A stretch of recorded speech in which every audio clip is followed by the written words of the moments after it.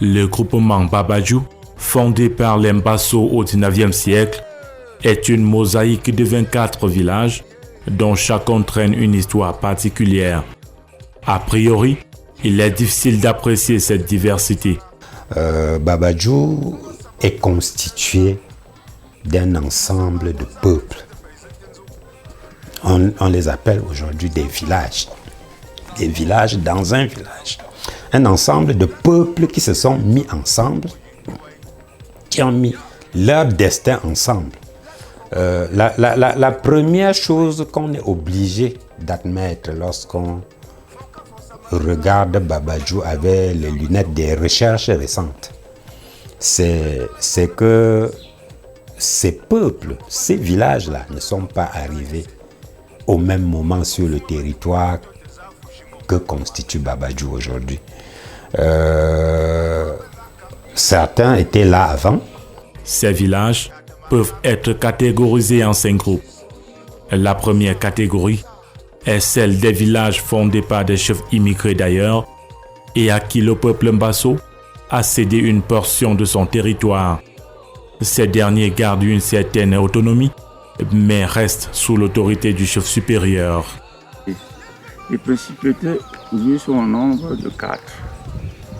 Il y a la principauté de Mbet, qui est au-dessus de laquelle se trouve le chef Nzutofo. Il y a la principauté de Nkwe, où se trouve Nzutanien, et la principauté de Pa, qui est Nzutofo, et la principauté de Moi, qui est Nzumongu. Voilà les 4 principautés. Les 3 autres qui sont arrivés et que le chef Mbasso a assujetti, si vous voulez, que ce soit Nzutanien, Nzutopi ou Nzumongu, c'est le chef Mbasso en ce temps-là qui leur a donné l'emplacement dans son royaume pour qu'ils s'installent. De ces 4 principautés, il y a 2 qui sont dans le conseil traditionnel Babadjou. Ils sont considérés également comme notables de rang de 9. Au rang de notable 9, tu ne peux pas aller au-dessus. Le chef lui-même étant notable 9, tu ne peux pas aller au-dessus. Si pour être dessus, il faut être le chef. Donc, c'est pour cela qu'on a désigné les 2 autres pour faire partie du conseil dans son coin.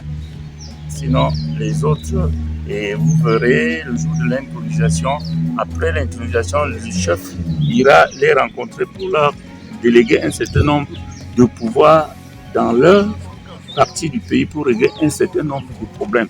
Mais dans tous les cas, la sécurité du village, les tribunaux relèvent du chef supérieur.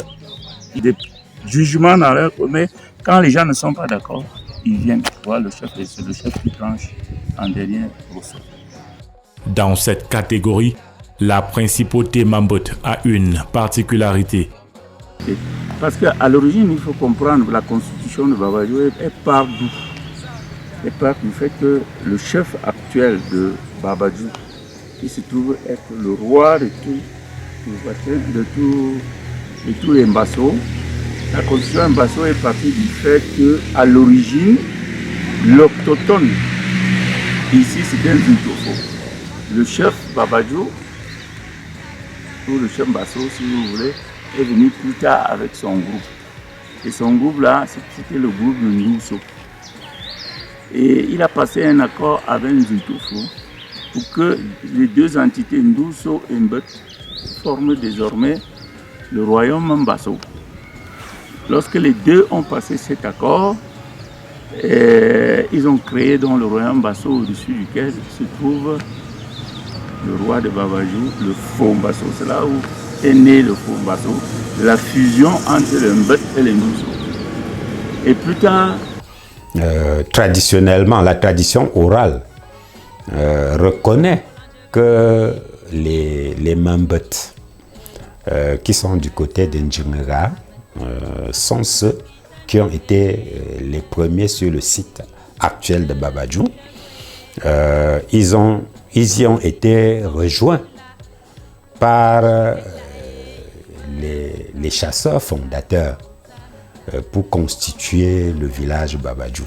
Bon, maintenant, certaines, lorsqu'on parle des fondeux, puisque c'est la question que vous m'avez posée, en Ngombale, un fondeux, c'est un prince sans territoire. C'est un prince qui n'a pas une principauté. Mais les principautés dont nous parlons sont des principautés avec des territoires. Il y en a 4 à Babadjou.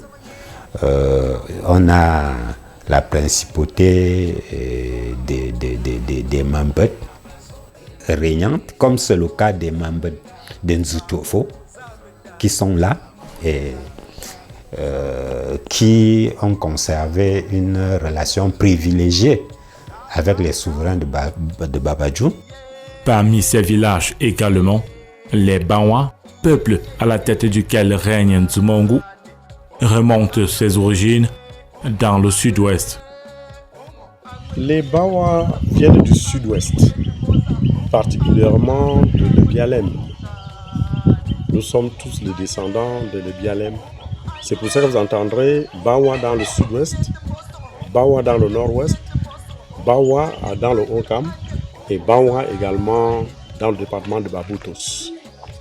Donc nous sommes tous les descendants de Lebialem dans le sud-ouest.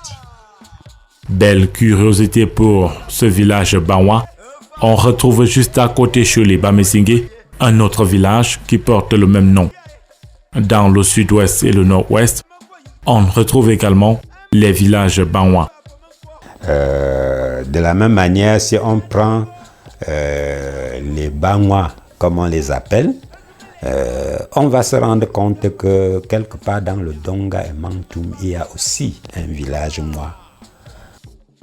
La deuxième catégorie est celle des grandes familles, arrivées sur le territoire en très grand nombre, parfois avec un notable dans leur rang.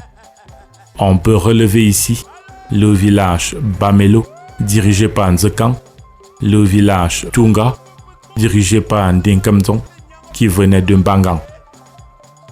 La troisième catégorie est formée des villages des adjoints du chef supérieur à qui une portion du territoire a été octroyée. Ici, le village Balepo, dirigé par Nkwening, fait office d'exemple. Une quatrième catégorie est celle des villages érigés par le chef Mbasso à la suite d'un acte remarquable. Le village Bachwa, dirigé par Nzesangon, rentre dans cette catégorie. La cinquième et dernière catégorie est celle des villages érigés par l'autorité administrative pour faciliter l'administration.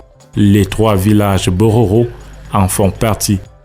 L'unité dans la diversité est devenue une identité caractéristique du peuple Babadjou. Les Babadjou sont un ensemble de peuples qui peuvent, en raison de leur capacité à se mettre ensemble pendant tout le temps qu'ils ont mis ensemble, ils peuvent être considérés comme un modèle de vivre ensemble. De personnes qui se sont retrouvées sur le chemin des migrations, sur des territoires de migration et qui ont accepté de vivre ensemble, de travailler ensemble, de développer ensemble un territoire.